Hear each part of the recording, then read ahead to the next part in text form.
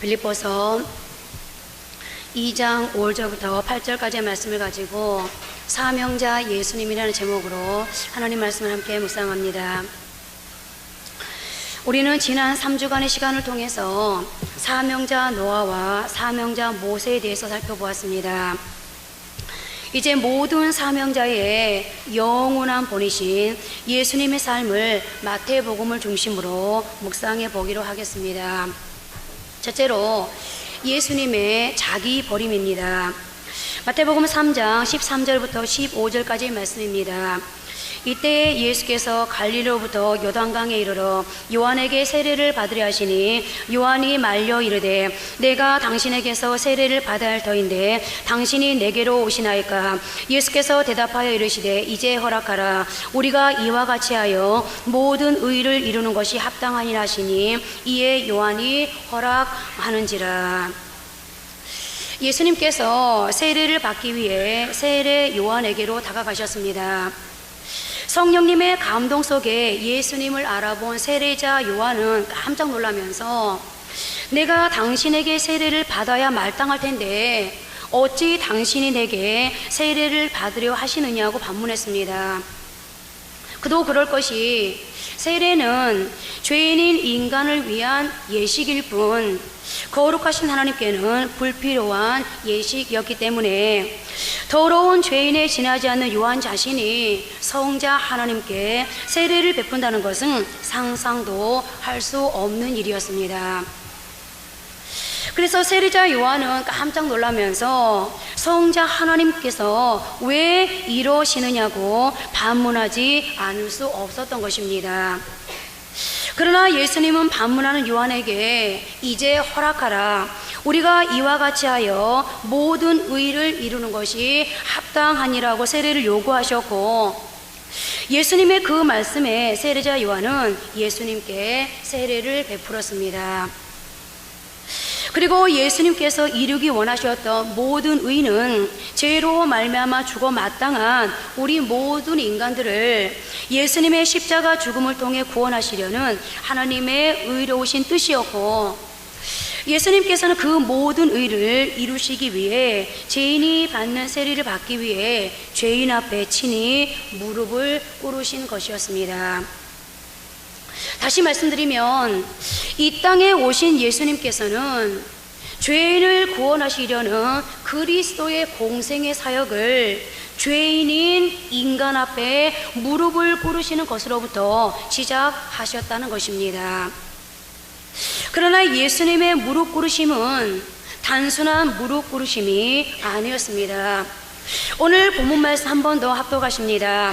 너희 안에 이 마음을 품으라. 곧 그리스도 예수의 마음이니 그는 근본 하나님의 본체시나 하나님과 동등됨을 취할 것으로 여기지 아니하시고 오히려 자기를 비워 종의 형체를 가지사 사람들과 같이 되셨고 사람의 모양으로 나타나사 자기를 낮추시고 죽기까지 복종하셨으니 곧 십자가에 죽으심이라.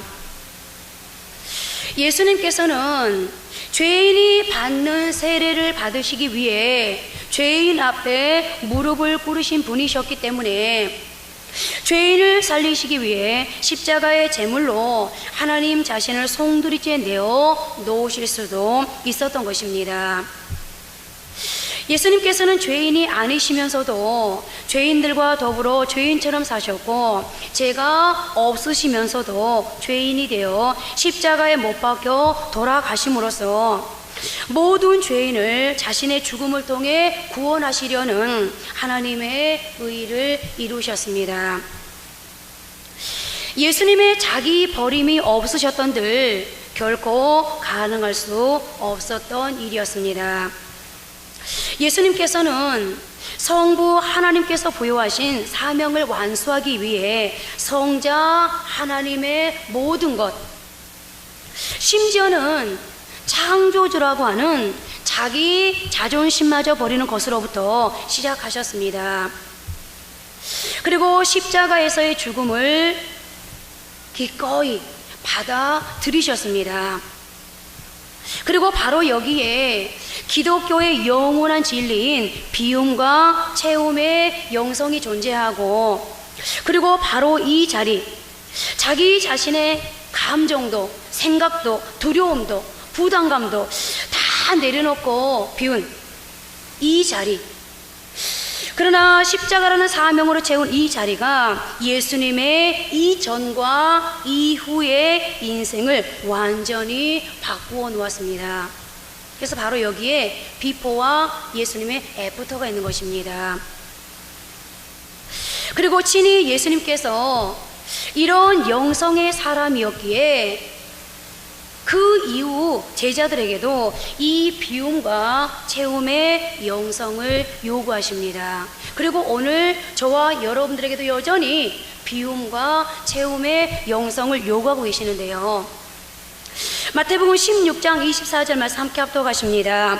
이에 예수께서 제자들에게 이르시되 누구든지 나를 따라오려거든 자기를 부인하고 자기 십자가를 지고 나를 따를 것이니라. 자, 여기 보십시오. 누구든지 나를 따르려거든, 누구든지 나를 따라오려거든, 누구든지 나를 주님이라고 고백하는 사람이 있다면, 누구든지 나를 인생의 주인이라고 인정하는 사람이 있다면, 누구든지 나를 내 인생을 이끌어가줄 주체라고 믿고 확신하는 사람이 있다면 어떻게 하라는 겁니까? 첫째 뭐하고? 자기를 부인하고. 비움의 단계 아닙니까? 그 다음 보십시오.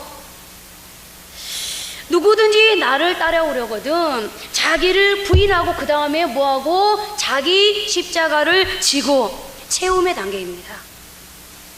무슨 말입니까? 비움과 체험의 균형을 가지고 나를 따를 것이니라 라는 말씀 아니겠습니까? 다시 말씀드리면 비움의 자리에 머무르지 말고 자기 십자가를 지는 자리까지 나아가라는 말씀인 것입니다. 이것이 바로 건강한 그리스도인의 모습입니다. 그런데 요즘 그리스도인들은 하나님 앞에 나아오면서 하나님을 믿는다고 고백하면서 예수님이 내 인생을 책임져 줄 거라고 믿고 확신하면서 항상 불균형의 삶을 살아갑니다. 어떻게 해요? 날마다 비 오는 자리에만. 그래서 예수님 앞에 나와서 주님이 나의 이러이러한 짐을 져주십시오. 주님이 나의 경제적인 짐을 져주십시오. 주님이 나의 건강의 짐을 져주십시오. 주님이 나의 장래의 짐을 져주십시오. 주님이 나의 자식의 짐을 져주십시오. 주님이 나의 모든 것을 채워주심으로 주님만 계속해서 일해 주십시오라고 비우는 자리에만 계속 머물러 있으려고 합니다.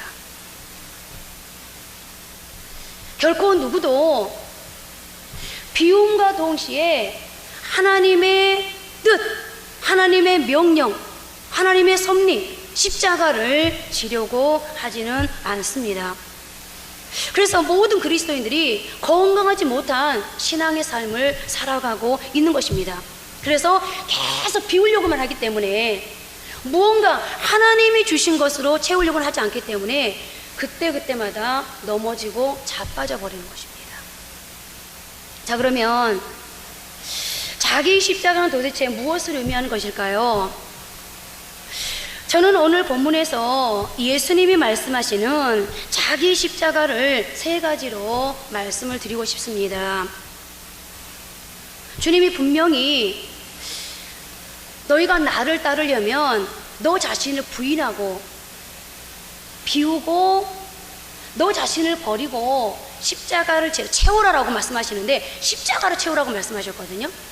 다른 어떤 것으로 네가 가지고 있는 경제적인 부담감, 경제적인 어려움, 네가 가지고 있는 너의 미래에 대한 진로에 대한 그런 모든 두려움, 불안함 다 내려놔. 그럼 내가 너에게 응답해 주는 것으로 채워줄게. 이렇게 성경에 말씀하지 않고 네 자신을 부인해라. 그리고 나서 무엇으로 채우라? 십자가로. 너의 십자가로 그거를 채우라라고 말씀하시는데 도대체 이 자기 십자가는 무엇인가? 첫째는 우리가 지고 있는 짐의 내용을 바꾸라는 말씀입니다. 치명적인 인생의 죄짐, 이걸로 허덕이는 죄의 짐을 내려놓고 십자가라고 하는 사명의 짐으로 갈아입으라는 것인데요. 여러분들의 인생의 치명적인 죄짐이 무엇입니까? 여러분들의 삶을 그야말로 허덕이게 만드는 짐이 무엇입니까? 오늘 주님이 우리에게 너희들을 삶을 허덕이게 만들고 너희들이 치명적이라고 말하는 인생이 무너지고 자빠지고 쓰러질 수밖에 없는 그런 치명적인 인생의 짐을 내려놓고 십자가로 갈아입어라 라고 말씀하고 있는데요. 여러분들, 우리 기독교는 짐 내려놓는 종교가 아닙니다. 우리 기독교는 짐을 내려놓는 종교가 아니라 짐을 교환하는, 바꾸는 종교입니다. 우리 그리스도인들이 흔히 오해하는 게 있는데 그게 뭐냐면요, 편안한 게 축복인 줄 알아요. 그러나 여러분, 편안하고 평안하고는 질이 다른 것입니다. 편안이 축복이 아닙니다. 평안이 축복입니다. 다시 말씀드리면 편안한 삶이 축복이 아니라 평안한 삶이 축복이라는 것입니다. 조금 전에 말씀드렸던 것처럼 우리 기독교인들이 기독교는 짐 내려놓는 종교야. 그래서 전도할 때 뭐라고 말하죠? 예수 믿으세요. 예수 믿으면 복 받아요. 예수 믿으세요. 예수 믿으면 만사형통이에요. 그런데 여러분들 예수 믿어보니까 어때요? 여러분들, 이스라엘 백성들이 애굽에서 종살이를 하고 있었어요. 이스라엘 백성들이 너무 고통스럽습니다. 그래서 하나님 앞에 부르짖었어요. 부르짖는데 그들이 하나님 제발 우리를 여기서 좀 구출해 주세요 이렇게는 기도 안 했거든요. 너무 힘들다고, 하나님 너무 고통스러워요, 너무 견디지 못할 것 같아요. 하나님께서 어떤 내용으로 제목으로 기도했든 하나님의 약속이 이미 아브라함을 통해서 주어진 것이었기 때문에 하나님께서는 이스라엘 백성들의 고통을 보시고 아브라함에게 했던 약속을 기억하셨어요. 그리고 어떻게 합니까? 모세를 이미 40년 전부터 준비시키셨어요. 그래가지고 모세를 훈련시킨 다음에 이제 애굽으로 보냈어요. 그리고 하나님께서 그 모세를 통해서 이스라엘 백성들에게 어떤 메시지를 선포합니까? 야, 이제 하나님께서 우리의 조상 아브라함이 했던 약속을 이루기 위해서 나를 보냈다. 그리고 너희를 어디로 인도할 것이다? 하나님이 약속했던 그 땅 가나안으로 인도할 것이다 라고 말씀하셨어요. 그리고 하나님께서 이스라엘 백성들 앞에 10가지 재앙을 내리셨습니다. 이스라엘 백성들이 거기까지, 야, 우리 하나님은 정말 대단한 분이셔, 역시 우리 하나님은 하나님이 신이야. 그런데 하나님이 이스라엘 백성들 가만히 있는 이스라엘 백성들에게, 야, 내가 너희를 인도해내서 가나안으로 인도해 줄게 라고 약속하시고 이스라엘 백성들을 애굽에서 끌어냈는데, 여러분들, 이스라엘 백성들이 애굽에서 나오자마자 가나안으로 그야말로 프리패스에서 갔습니까? 하나님이 약속하셨고 하나님이 먼저 더 적극적인 행동을 취하셔서 이스라엘 백성들을 애굽에서 구출해냈는데, 이스라엘 백성들이 이게 웬일입니까? 만난 게 뭐였어요? 홍해를 만납니다. 천신만고 그때 하나님의 은혜로 홍해를 건넜습니다. 그리고 신강야에 이르렀습니다. 아, 여기서부터 이제 모든 게 프리패스겠지. 그런데 뭡니까? 신광야에 오자마자 뭘 만나죠? 마라의 쓴물을 만납니다. 마라의 쓴물이 단물로 바뀌었습니다. 아, 이제는 끝났겠지. 근데 그 다음에 뭘 만납니까? 이스라엘 백성들이 먹을 물이 없는 겁니다. 하나님께서 반석을 통해서 뭘 하죠? 물을 먹이셨습니다. 아, 여기서 끝났겠지. 그 다음에 어떤 문제가 또 도래됩니까? 이스라엘 백성들이 먹을 것이 없다고 불평불만합니다. 하나님께서 만나 메추라기 내려주셨습니다. 아, 여기서 끝났겠지. 근데 그 다음 뭐가 있죠? 아말렉 전쟁이 기다리고 있습니다. 여러분, 하나님께서 이스라엘 백성들에게 내가 너의 짐 다 맡아줄게 했다고요. 그 자리에서 모든 짐이 다 해결되어 버리고 그야말로 가나안이 하루아침에 그들의 딱 삶에 주어진 게 아니었다는 거죠. 어떤 게 주어집니까? 40년 광야 생활이 그들에게 주어집니다. 우리 기독교는 하나님 앞에 짐을 내려놓는 종교가 아니라 짐을 내려놓는 대신에 또 다른 짐을 지는 종교입니다. 그래서 여러분들 전도할 때 예수 믿으십시오. 예수 믿으면 복 받습니다. 예수 믿으십시오. 예수 만상통입니다. 기도하십시오. 하나님께서 기도 다 들어주십니다. 여러분들 이렇게 전도하면 안 돼요. 이렇게 전도했다가 전도된 그 사람이 교회 와서 딱 신앙생활 해보니까 그게 아니거든요. 아, 교회 가니까 다 복 받을 줄 알았더니 교회 다니는 사람 다 거짓말쟁이들이네. 여러분들 거짓말쟁이가 맞아요. 그건 거짓말입니다. 성경이 절대 그렇게 말하고 있지 않아요. 예수 믿어도요, 여전히 인생에 그림자, 어둠은 있을 수 있어요. 예수 믿어도 여전히 아픔은 있을 수 있어요. 예수 믿어도 여전히 한숨 쉴 수밖에 없는 삶이 있을 수 있습니다. 그런데 뭐가 있어요? 이스라엘 백성들이 바로 가나안이 아닌 광야 40년을 걸어갔지만 그 속에는 누가 계셨습니까? 이전에 체험하지 못했던 하나님의 은혜가 있었어요. 하나님의 일하심이 있었습니다. 하나님의 기적이 있었습니다. 이것이 바로 성경이 우리에게 가르쳐주는 진리입니다. 그런데 우리 기독교인들이 항상 오해를 하기 때문에 예수 믿으면 편안해져. 그래서요, 심지어는 주님께서 너는 사명자야, 십자가를 져야 돼. 그럼에도 불구하고 자꾸 뭐 하려고 그래요? 편안하려고 그래요. 아우, 난 싫어. 귀찮아. 고생하는 거 싫어. 십자가 지는 거 싫어. 교회 가가지고 막 일하는 것도 싫어. 오해받는 것도 싫어. 내가 왜 그래야 돼? 내 밥 먹고 뭐예요? 나는 편안하고 싶어. 그런데 여러분, 편안하고 평안은 어떻다고요? 다른 것입니다. 그래서 하나님께서는 우리에게 평안을 약속하시고 평안하기를 기도하라고 그러셨지, 편안하기를 약속하시고 편안하기를 기도하라고 한 번도 말씀하신 적이 없으셨습니다. 뭐 하라고요?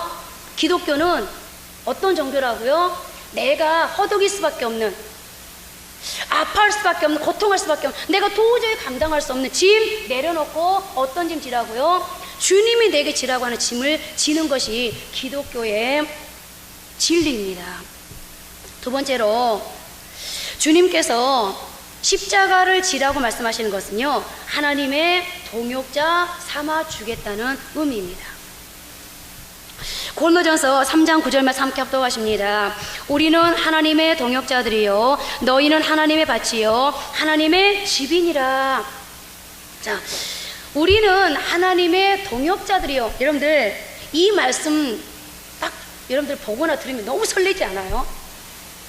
야, 어떻게 하나님이 나 같은 사람을 하나님의 동역자라고 말씀해 주시지? 하나님이 우리를 부르실 때 애초부터 하나님의 동역자로 불렀다는 거거든요. 여러분들, 하나님께서 천지를 창조하시고요, 아담과 하와에게 에덴 동산을 주셨어요. 이 에덴 동산은 하나님이 세상을 만드시고 하나님의 백성들에게 주신 세상 그 자체, 요즘 말로 하면은 우리가 살아가는 세상을 에덴 동산을 이 구역을 통해서 형상화시킨 거예요. 그런데 하나님께서 아담과 하와에게 뭐라고 말씀하시죠? 창세기 1장 26절에 보면요, 이 모든 것을 내가 다스릴게 이렇게 안 하시고요, 우리가 함께 다스리자 이렇게 말씀하시거든요. 그 말은 무슨 말이에요? 하나님이 천지를 창조하시고 에덴 동산을 만들어 주시면서, 야 아담아, 내가 천지 창조의 주인이거든. 그러니까 내가 에덴 동산을 너에게 비록 임대해 주긴 했지만 주인은 나야. 그렇게 에덴 동산은 내 거니까 내가 다스릴게 이렇게 말씀하지 않고요, 야 아담아, 큰 윤곽은 내가 다스려 갈 테니까 넌 어떻게 해라? 이 에덴 동산 안에서 너는 나의 뭐가 되어서 동업자가 되어서 에덴 동산을 잘 다스려라 이렇게 말씀하셨어요. 그런데 아담이 하나님 앞에 죄를 짐으로 인해서 어떻게 했어요? 하나님과 그 동업자의 관계를 깨버린 거예요. 그런데 예수님께서 다시 우리에게 신약에 와서 십자가를 지라고 말씀하시면서 무슨 말씀이냐면, 이 십자가를 지라는 것은, 야 아담이 깼던 그 동역의 관계를 네가 나의 십자가를 짐으로 인해서 내가 다시 그 동업의 관계, 동역의 관계를 뭐 하겠다? 회복하겠다는 거야. 자, 그러면 그래서 어떤 목사님은요, 그 이명수 목사님 항상 이렇게 표현을 하세요. 우리는 하나님의 동역자들이요 이 말을 우리는 하나님의 파트너라는 단어로 단어를 바꾸어서 표현하거든요. 나는 하나님의 파트너다. 하나님은 나의 뭐다? 파트너다. 그래서 하나님과 내가 좋은 파트너가 되어서 하나님이 요구하시고 하나님께서 계획한 일을 뭐 하는가? 이 땅에서 이루고 가는 거죠. 자, 요한복음 11장 17절 이하의 말씀을 보면 나사로의 이야기가 나옵니다. 주님께서 그토록 사랑하셨던 나사로가 병들어 죽었습니다. 그런데 주님께서 그 나사로를 살려주시면서 무덤 앞에서 뭐라고 말씀하시는지 보십시오. 39절 말씀 함께 합독합니다. 예수께서 이르시되 돌을 옮겨 놓으라 하시니 그 죽은 자의 누이 마르다가 이르되 주여 죽은 지가 나흘이 되었음에 벌써 냄새가 나나이다. 자, 예수님께서 오신 목적이 뭐예요? 예수님께서 나사로의 무덤 앞에 오신 목적은 딱 한 가지였어요. 뭐 하려고요? 죽은 나사로를 살려주시기 위해서 오셨거든요. 자, 그러면 죽은 나사로를 살려주시기 위해서 나사로의 무덤 앞에까지 오셨으면 그냥 나사로 살려주면 그만이지. 죽은 자를 살리시기까지 하시는 주님께서 고작 그 돌 하나 못 옮겨서 사람들에게 돌을 옮겨 놓으라고 하셨겠습니까? 주님은 얼마든지 돌을 옮겨 놓을 수 있는 분이셨습니다. 그러면 지금 이 말은 무슨 말이겠습니까? 근데 이 말이 무슨 말일 것 같아요?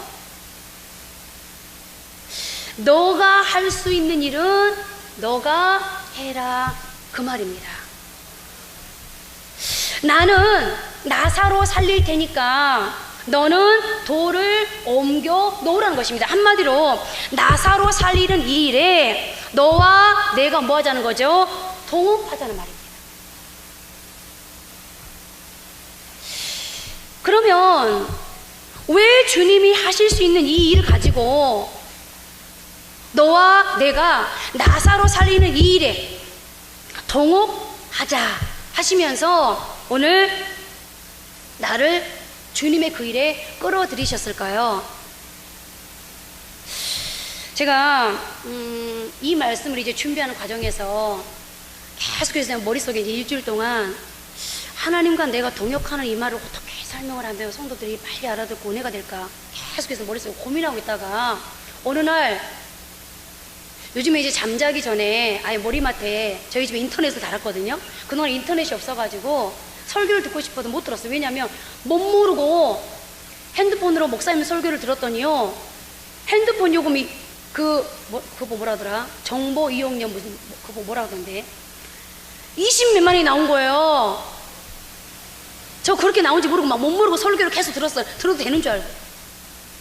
근데 그게 아니었더라고요. 다 돈 내는 거였더라고요. 그래가지고 안 되겠다 싶어서 이제 인터넷을 다니까요, 얼마나 좋은지 몰라요.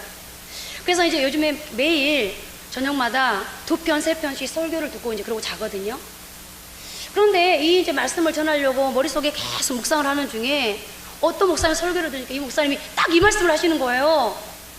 조금 전에 제가 말씀드렸던 이 고린도전서 말씀을 가지고 우리는 하나님의 동역자들이 이 본문을 가지고 말씀을 전하더라고요. 그런데 이 목사님 뭐라고 말씀하시냐면 11년 전에 하나님이 야, 너 나랑 동업하자 그러대는 거예요. 그래서 이 목사님이 하나님 제가 뭘로 하나님하고 동업을 할까요? 그랬더니 교회 세우라 그러더래요. 그래서 그래요 하나님, 그럼 나는 하나님하고 동업하는데 이 지금 나사로 얘기처럼 나는 나사로를 살릴 수 없는데 돌은 옮길 수 있을 것 같습니다. 그러니까 제가 교회를 세울 테니까 살리는 건 하나님이 하십시오. 그러면서 동업을 했대요. 그랬는데 하나님 앞에 교회를 세웠더니 투자도 하나님이 하시고 그리고 물질도 하나님이 주시고 사람도 하나님이 보내셨어요. 지금 10,000명이 넘었대요. 제가 이 설교를 들으면서요, 자려고 누워있다가 펄떡 일어났어요. 갑자기 약이 오르더라고요. 아니 하나님, 제가 그건 인정합니다. 그 목사님하고 우리하고 차원이 다르다는 거, 이 능력의 한계가 다르다는 거, 실력의 한계가 다르다는 거 인정하는데 어떤 목사님은 동업하자 그래가지고 하나님이 투자하고 하나님이 물질도 하나님이 성도도 보내주시면서 왜 우리 교회는 하나님 투자도 안 해주시고 돈 쓸 만큼은 주시는데 막 성전 옮기겠다고 그렇게 기도하는데 나 잘 먹고 잘 입겠다고 성전 옮기겠다 하는 것도 아니고 하나님 이 시대에 필요한 교회가 되겠다고 성전 옮기겠다는데 왜 돈도 안 주시고 왜 사람도 안 보내주십니까? 거기는 10,000명 넘게 우리는 왜 70명도 안 채워주십니까? 벌떡 일어나가지고요 하나님 앞에 막 따졌어요. 그런데요 문제는 하나님께 있는 게 아니라 저한테 있었더라고요. 제 마음에요 어떤 답이 딱 오냐면 야 너 그 목사님만큼 믿음 있어? 그 목사는 나하고 동업할 때 내가 투자할 수 있게끔 물질을 이렇게 쏟아져 부어줄 수 있게끔 10,000명 넘는 11년 만에 그런 성도를 보내주실 만큼 그런 믿음을 가지고 있었거든. 너 돌 옮겼어? 너 돌 안 옮겼잖아. 그런데 내가 어떻게 나사로 살려? 그 말씀을 딱 머릿속에 주시는 거예요. 그래서 요즘 날마다 기도 제목이요 하나님 죄송합니다 믿음이 없어서 겨자씨만한 믿음만 있어도 이 산을 옮겨 저리로 옮기고 못할 것이 없을 것이다 라고 말씀했는데 문제는 하나님이 투자하지 않고 하나님이 물질 주지 않고 하나님이 사랑 안 보내준 것이 아니라 믿음이 없었네요. 그 믿음. 그래서 요즘 이제 믿음을 달라고 기도를 하고 있습니다. 그러면서 이 목사님 더불어 뭘 말씀하시냐면 하나님이 동업하자 그래서 동업을 했는데 하나님이 대표이사가 되시고 자기는 그저 하나님이 부리는 사장이 됐는데 영광은 자기가 다 받더라는 거예요. 여러분들 교회가 성도가 10,000명 넘으면 그 목사님이 어떤 대접을 받을지 딱 계산이 나오죠. 하나님이 동업하자 그래서 동업을 했는데 물론 하나님께서 영광 받으시지만 더불어 누구도 나에게도 그만한 영광이 있더라는 거죠. 그래서 하나님께서 야 나사로 나 살릴 수 있어 돌도 옮길 수 있어 그런데 뭐예요? 나에게 뭐래요? 돌 옮겨 그럼 나 나사로 살릴게. 왜 나사로 살리는 이 일에 우리를 끌어들이는 것일까? 그것은 주님 자신을 위해서가 아니라 여러분들 이 돌 옮긴 사람이요 나사로 살았을 때요 얼마나 자기 스스로 큰 기쁨 만족 얼마나 영광스러움이 있었겠어요. 나 주님하고 동업했어. 그래서 주님이 우리를 향해서 너 나랑 동업하자 라고 하는 거는 하나님도 물론 영광 받으시겠지만 더불어 누구도 나도 영광 받게 해주시기 위해서 하나님께서 나를 동업자로 끌어들이는 겁니다. 그래서 성경 보세요. 성경 여러분들 아브람, 이삭, 야곱, 요셉 성경에 보면 다윗, 바울 이런 모든 사람들에게 너 나 동업하자 십자가 자라 그러면 어떻게 해요? 영광이 하나님에게서 끝나버립니까? 아브라함은 아브라함대로 영광이잖아요. 그죠? 모세는 모세대로 영광이 있잖아요. 다윗은 다윗대로 영광이 있잖아요. 그죠? 하나님께서 왜 나를 동업하자 그런다고요? 왜 십자가 지라 그런다고요? 하나님도 영광 받으시지만 여러분들에게도 그만한 영광을 주시기 위해서 동업하자고 부르시는 겁니다. 여러분 각자의 십자가를 지시고 여러분 가정에 막힌 무덤에 돌 옮길 때 주님이 여러분 가정에 죽은 나사로 다시 살리시고 회복시키시는 애가 여러분 모두에게 있기를 주님의 이름으로 축복합니다. 세 번째로 주님께서 십자가를 지라고 하는 이 말씀은 힘 주시겠다는 말씀을 그렇게 표현하시는 것입니다. 마태복음 11장 28절 말씀 함께 합독하십니다. 수고하고 무거운 짐진 자들아 다 내게로 오라 내가 너희를 쉬게 하리라. 자, 이 말씀 보세요. 수고하고 무거운 짐진 다 내게 오라 내가 너희를 쉬게 하리라. 비움의 단계죠. 그죠? 계속되는 29절 30절 말씀 함께 또 합독합니다. 나는 마음이 온유하고 겸손하니 나의 멍에를 메고 내게 배우라. 그리하면 너희 마음이 쉼을 얻으리니 이는 내 멍에는 쉽고 내 짐은 가벼움이라 하시니라. 여러분 여기 이 말씀에 동의 되십니까? 와, 아멘 하시는 분들 대단한 분들이에요. 저는 이 말씀 읽을 때마다 그렇게 부담스러울 수가 없었어요. 왜요? 주님이 주시는 십자가가 가볍다고요? 주님이 주시는 십자가가 가벼웠으면 다 졌겠죠, 그죠? 주님이 주시는 십자가 결코 가볍고 쉬운 게 아니지 않습니까? 그죠? 그런데 왜 주님이 우리에게 그 무거운 십자가를 지라는 것일까요? 이 말씀을 가지고 저는 그 성경에 그 멍에 얘기가 나오면요, 항상 뭘 생각했냐면요, 들은 풍어는 있어서 왜 목사님들이 막 설교하다가 소 얘기를 하잖아요, 소. 그래갖고 저는 이 멍에라는 단어가 나오면 항상 뭘 그 연상을 했냐면요, 우리나라 그 소의 콧뚜레 있죠, 콧뚜레. 이 콧뚜레를 생각했어요. 그래서 어미소와 새끼소를 한 쌍으로 묶어서 멍에를 지운다 그러니까 맨날 뭘 생각했냐면, 그런 콧뚜레를 팔자 모양으로 이렇게 만들어가지고 어미소하고 새끼소하고 이렇게 컬을 띄어서 연결시켰나? 항상 그렇게 생각했거든요. 그러면서 무슨 생각이냐, 야, 그 어미소도 힘들겠지만 새끼소는 진짜 힘들겠다. 어미소 질질 따라 이 콧뚜레 이렇게 해갖고 쫓아다니려면. 여러분들, 소가 마음대로 모든 이 콧뚜레 때문이잖아요. 그렇게 생각을 했었어요.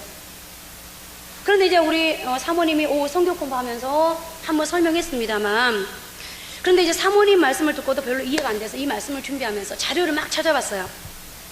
자료를 찾아보니까 정말 이해가 되는 자료가 하나의 그림이 나오는데, 제가 오늘 우리 이수 집사한테 그 그림을 띄우지 못하라고 한 게 참 안타까운데요. 그래서 설교 준비를 미리미리 해야 돼요. 목요일, 금요일 살 게 아니라 미리미리 설교 온 걸 준비해 놓고 계속 이 설교를 가지고 기도를 해야 이 자료 띄우는 것도 미리미리 준비할 수 있는데, 오늘 어젯밤에 그게 생각난 거예요. 그런데 이 자료에 보니까 어떤 그림이 나오냐면요, 이스라엘 지역의 멍에는 소에게 씌우는 것이었대요. 그런데 종종 이스라엘에서는 이 멍에를 큰 소와 작은 소를 한 세트로 해서 멍에를 만드는데요, 제가 생각하는 이 콧뚜레가 아니었고요. 멍에가 뭐냐면, 은정 이사님 아세요? 콧뚜레라고 하니까 아니에요 그러는데, 이 멍에가 뭐냐면요, 여러분들 그거 뭐라 그러죠? 기둥처럼 생긴 긴 이렇게 약간 두꺼운 이런 어떤 기둥처럼 생긴 나무 있죠, 나무를 어미소 따로 새끼소 따로 하는 게 아니고요, 어미소와 새끼도 등 위에다가, 목 있는데 위에다가 동시에 이렇게 일자로 딱 얹어주는 게 멍이더라고요. 그래서 쉽게 상상할 때, 그래서 우리가 왜 블레셋 그 법궤 옮길 때 암소 2마리에다가 멍이를 씌워갖고 법궤를 뒤에 이렇게 수레를 끌고 가게 하잖아요. 그러니까는 어미소하고 새끼소를 나란히 두고 이 위에다가 멍에를 이렇게 기둥이라고 할 수밖에 없을 것 같아요. 기둥 같은 약간 도톰한 이 정도 되는 나무를 이렇게 딱 얹어갖고 줄을 묶어서 뒤로 해서 그 수레를 끌게끔 하는. 그래서 새끼소와 어미소인지 뭐 그거는 힘센 소와 힘이 약한 소인지 그건 모르겠습니다만, 어찌됐든 간에 멍에 이렇게 한 세트로 만든대요. 그럼 여러분들 한번 생각해 보세요. 어미소와 새끼소가 지금 멍에를 메고 있어요. 그러면은 이 무게가 다 어떤 소에게 갈까요? 어미소에게 가겠죠. 힘센 소와 약한 소에게 멍에를 같이 매면 이 멍에의 무게가 어떤 소에게 갈까요? 힘센 소에게 갈 수밖에 없겠잖아요, 비율이. 그죠? 자, 이 말은 무슨 말이냐면, 우리 주님께서 우리에게 십자가를 지라고 말씀하시면서 수고하고 무거운 짐자들아 다 내게로 오라, 내가 너희를 쉬게 하리라.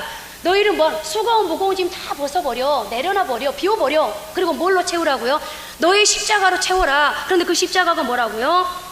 나의 멍에를 메고 내게 배우라. 그리하면 너희 마음이 쉼을 얻으리니 이는 내 멍에는 쉽고 내 짐은 가벼움이라. 자, 멍에를 메고 내게 배우라는 것, 이 의미는요, 조금 전에 말씀드렸던 것처럼 한 멍에를 맨 소가 힘센 소와 어린 소인지 어미소와 새끼소인지는 모르겠지만, 주님의 멍에 편승해서 한 멍에 안에 주님과 내가 한 멍에를 메고 가는 것이 뭐라는 거예요? 십자가를 지는 거라는 거예요. 그러니까 여러분들 생각해 보세요.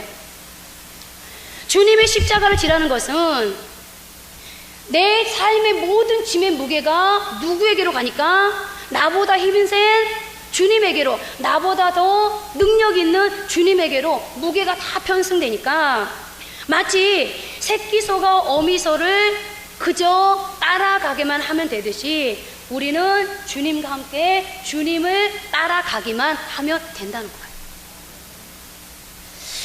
그러니까 조금 전에 말씀드렸죠. 주님께서 우리에게 너를 나의 동역자 삼아 주겠다. 자, 그러면 주님과 멍에를 같이 매는 건 뭐예요? 주님과 지금 동역하는 거예요. 그런데 주님과 동역하는 거 맞는데, 동업하는 거 맞는데, 나의 동업자 되신 주님께서, 더 능력이 많은 주님께서 동업자 되신 나를 어떻게 한다는 거예요? 그냥 끌고 가 준다는 거예요. 여러분들, 사람들이 그러죠. 아니, 예수 믿으면 예수님께 다 맡기라는데 그 예수님이 뭐 삶 책임져 줍니까? 여러분들 책임져 줍니다. 왜요? 주님이 그래서 우리 보고요, 너무 당당하게, 우리처럼 왜 개척교회 목회자들이 성도들한테 무슨 일 맡길 때 막 너무 절절매잖아요. 이것 좀 해주실래요? 또 막 해서 안 되면 시험 들면 어떡하지? 설교할 때 말 한마디 해놓고 시험 들면 어떡하지? 제가 그래서요, 어느 날 이런 각오를 했어요. 이제부터 설교할 때 성도들이 시험 들 설교하지 않는다. 객관적인 설교만 한다. 왜? 성도들이 시험 든다 그러면 나도 괴로우니까 뭐 까짓 거 괴로울 거 뭐 있어, 그냥 보편적인 설교하면 되지, 막 이런 유혹이 온다니까요. 왜요? 개척교회는 그런 위험성이 많거든요. 그런데 우리 주님이요, 우리 같은 그런 부담감 안 느끼고요, 당당하게 뭐라고 말씀하세요? 십자가 져라, 내 멍에를 매라. 근데 주님께서 그렇게 당당하게 말씀하시는 이유가 있는 거예요. 뭐예요? 너 나랑 같이 멍에 매면 십자가 지면 어떻게 하겠다는 거예요? 내가 너 십자가 네가 지는 것 같지만 그 십자가 내가 책임져 줄게. 내가 너에게 힘 줄게. 내가 너를 계속해서 이끌어 줄게 라고 말씀하고 있는 거죠. 자, 그렇다면 우리 인생은 나의 멍에를 메고 배우라는 이 관점에서 보면 인생은 딱 두 종류밖에 없습니다. 자기 홀로 죄짐을 지고 허덕이는 고독과 외로움에 빠지는 인생하고요, 주님과 더불어 주님의 멍에를 같이 메고 고통과 아픔, 눈물, 한숨을 주님과 더불어 나누면서 배워가며 가는 인생하고요. 그럼 여러분들 교회 올 때마다 십자가 그러니까 십자가 지라고 그러니까 너무 부담스러웠어요. 아, 난 부담스러우니까 십자가 안 질래요. 그러면 딱 그 말이 뭔 말이죠? 저는 그냥 주님과 동행하기 싫습니다. 주님이 저 책임져 주는 것이 있습니다. 주님이 저 이끌어 주는 것이 있습니다. 딱 그 얘기예요. 여러분들, 이스라엘 백성들이요, 좀 전에 말씀드렸죠. 애굽을 나와서 홍해를 만나고 광야길을 가거든요. 광야길을 가는 게 쉬웠습니까? 아말렉과의 전쟁이 쉬웠습니까? 그래서 어떤 사람이 이렇게 말한다고 칩시다. 저는 광야길 고생하는 것도 싫고 전쟁하는 것도 싫으니까 그냥 저는 내버려 두십시오. 그냥 애굽에서 종살이하고 살랍니다. 그럼 여러분들, 그 사람이요, 고생도, 광야 고생도 안 하고요, 전쟁을 안 할 수 있어요. 그런데 평생 뭘로 살아야 되죠? 노예로 살아야 돼요. 종으로. 그 사람 뿐입니까? 자자손손 어떻게 종으로 살아야 돼요. 그러나 나는 비록 광야 고생길을 가더라도, 전쟁을 하더라도 나는 출애굽하겠습니다. 한번 이 자리, 종의 자리 벗어나 보겠습니다. 한 사람 어때요? 비록 고생은 될지라도요, 전쟁을 할지라도요, 뭐가 있어요? 미래가 보장돼 있잖아요. 내 자식의 미래가 보장돼 있잖아요. 여러분들 어떻게 하시겠습니까? 십자가 지기 싫다고, 무겁다고, 부담된다고, 버겁다고 다 내려놓으시고 혼자서 외로움과 고독에 빠진 인생을 사시겠습니까? 아니면 십자가 조금 무겁더라도, 부담되더라도, 버겁더라도 나와 멍에를 같이 메고 계시는 그 주님과 함께 고통과 아픔, 눈물, 한숨을 주님과 더불어 맡기면서 살아가시겠습니까? 그것은 여러분의 선택입니다. 그렇습니다. 비움과 채움의 균형을 이루는 신앙의 삶이야말로 가장 완벽한 아름다운 신앙의 모습입니다. 그래서 하나님의 사명자로 살아간다는 것은 자기 버림으로부터 시작됩니다. 자기 비움으로부터 시작됩니다. 그래서 교회에서도요, 여러분들, 십자가를 진다는 것은요, 내 짓게 한다고 되는 게 아니에요. 십자가를 지기 위해서는요, 자기 내려놓음, 자기 버림, 자기 비움이 필요합니다.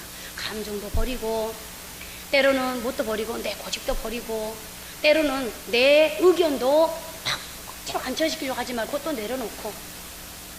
그래서 제가 늘 말씀드리죠. 하나님 앞에 진짜 신앙생활 잘하는 사람은요, 하나님 앞에 바보가 되는 사람이 진짜 신앙생활 잘해요. 성경 전체가 뭐예요?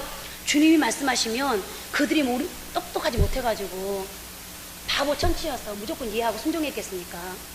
뭔가가 있다는 걸 알거든요.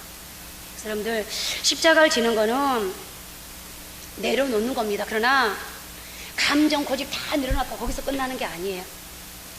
다 내려놓고 버리는 것으로 끝내버리지 않고, 비우는 것으로 끝내버리지 않고 사명의 옷으로 갈아입는 신앙인이 되면 주님이 동역자 삼아주시고 나의 멍에를 친히 메워주십니다. 그래서 오늘 성경의 인물들 보십시오. 요셉이 13년에 종살이 하면서요, 자기를 어떻게 하죠? 비웁니다. 자기 계획, 미래가 어떻게 될지 몰라. 그런데 다 비우고요, 내려놓고요. 누구로 채웁니까? 하나님 앞에서, 하나님이 뭔가 나의 인생에 계획이 있을까요? 하나님으로 채웁니다. 여러분들, 다윗이 하나님 앞에 나 왕 삼아달라고 하지 않았습니다. 어느 날 양치고 있는 다윗 데려다가 하나님이 일방적으로 기름 부어서 왕으로 세웠습니다. 그런데 기름 붓자마자부터 다윗에게는요, 말로도 표현할 수 없는 사망의 음침한 골짜기가 계속해서 다윗을 따라다닙니다. 그때 다윗이 왜 하나님 내가 언제 뭐 왕 삼아다 이렇게 하지 않고요, 자기를 비웁니다. 하나님 앞에 감정도 모든 거 다 내려놓습니다. 비웁니다. 그때 하나님께서 뭘로 채워주셨죠? 왕이라고 하는 놀라운 하나님의 축복으로 채워주셨습니다. 느헤미야 역시도 하나님의 성전을 재건하면서 수많은 사람들이 방해할 때 너무너무 고통스러웠을 겁니다. 그러나 하나님 앞에 자기를 비웠습니다. 그때 뭘로 채워주십니까? 하나님께서 역사해 주셔서 성전 재건이라는 놀라운 결과로 채워주셨습니다. 오늘 다니엘이 죽으면 죽으리라고요, 사자굴 속에 던져진다는 걸 알면서도 그가 뭐합니까? 하나님, 죽으면 죽겠습니다 라고 자기를 비웁니다. 그때 하나님께서 어떻게 그를 채워주십니까? 왕이 3번 바뀌었는데도 총리가 계속 바뀌지 않냐고 여전히 총리직을 감당할 수 있도록 하나님이 다니엘을 채워주셨습니다.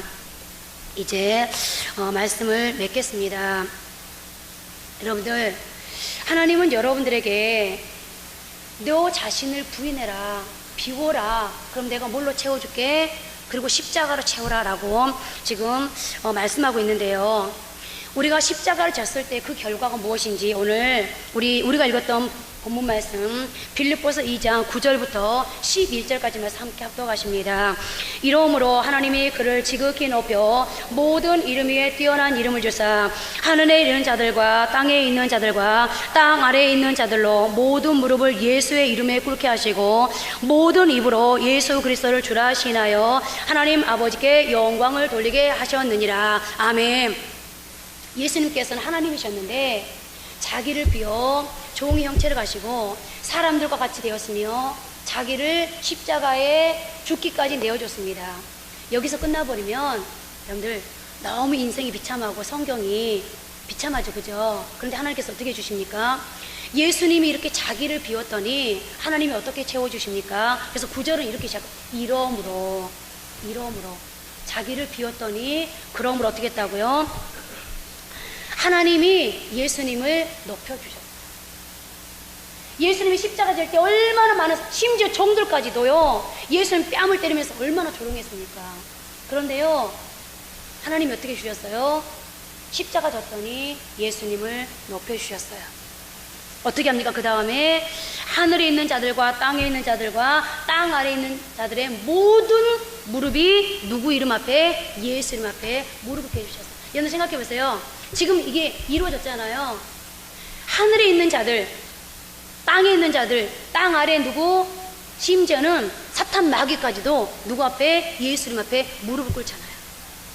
그 다음 보세요. 모든 입으로 예수 그리스도를 주라 시인하여 하나님 아버지께 영광을 돌리게 했다.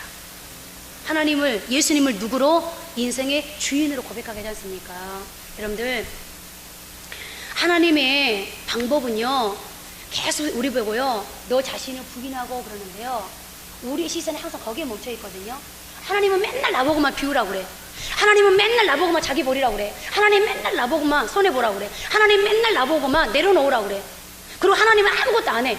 여러분들 절대 아니에요. 여러분들 하나님 오해하시는 거예요. 하나님이 내게 비우라고 하는 것은 뭔가 채워주려고 하기 때문에 먼저 비우라는 거예요.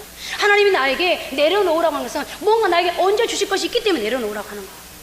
하나님이 나보고 나를 버리라고 하는 것은 하나님으로 주려고 하나님께서 나라고 하여금 버리라고 하는 거예요.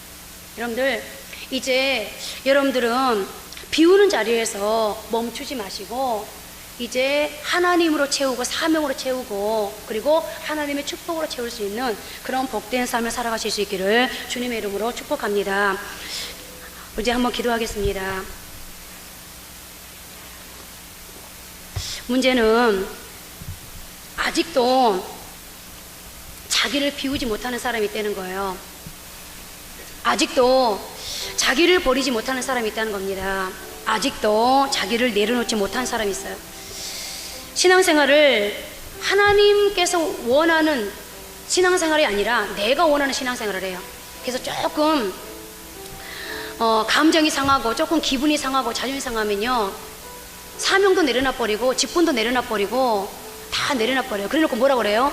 사명도 내려놓고 직분도 내려놓고 다 내려놓고서 십자가 지지 않겠다고 하면서 하나님께 요구할 때는 내게 복을 달라고 합니다. 그건 절대 성경의 순서가 아닙니다. 하나님 앞에 먼저 비워야 그 자리에 하나님께서 채우십니다. 여러분들 그릇이 아무리 좋은 그릇이라도 그 그릇에 무엇이 담겨져 있거나 더러우면 절대 여러분들 쓰지 않지 않습니까?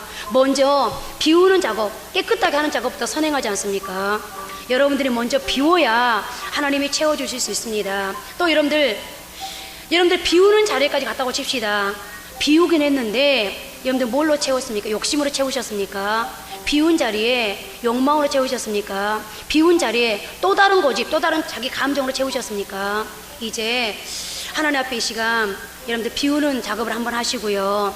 비운 자리에 이제 내 것으로 또다시 채우는 것이 아니라 정말 십자가로 채울 수 있는, 그래서 하나님께서 내게 너의 짐 내려놓고 너의 짐의 내용 내려놓고 다른 짐을 져라, 십자가를 져라. 그러면 내가 너와 동업해 줄게. 그리고 내가 너에게 힘줄게 라고 말씀하시는 주님 앞에서 이제 여러분들이 십자가를 넉넉히 감당할 수 있기를 한번 기도하십니다.